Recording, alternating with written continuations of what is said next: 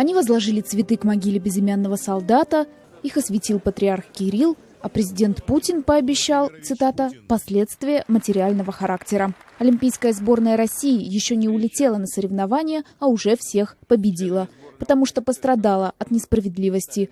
По крайней мере, в этом уверен президент России, а значит и каждый гражданин страны. Целенаправленная кампания, целью которой стали наши атлеты, включала и пресловутые так называемые двойные стандарты, и несовместимый со спортом, да и вообще со справедливостью и элементарными нормами права принцип коллективной ответственности, или, как было сказано, отмену презумпции невиновности. Вот только сложно говорить о презумпции невиновности, когда одного за другим дисквалифицируют российских спортсменов.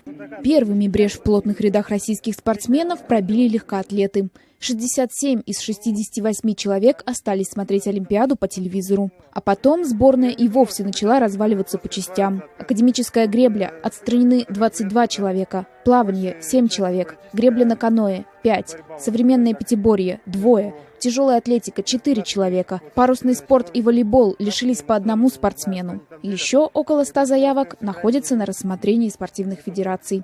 Итого, из 387 заявленных для участия спортсменов Бразилию увидят лишь около 250. Окончательный состав российской сборной станет известен 31 июля.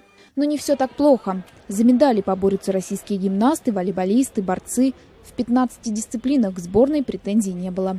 Да и злости у спортсменов после всего, что им пришлось пережить, должно хватить для того, чтобы быть быстрее, выше, сильнее. Знаете, за вас, я думаю, сейчас будет болеть действительно вся страна. И болеть в 2 раза сильнее, чем раньше.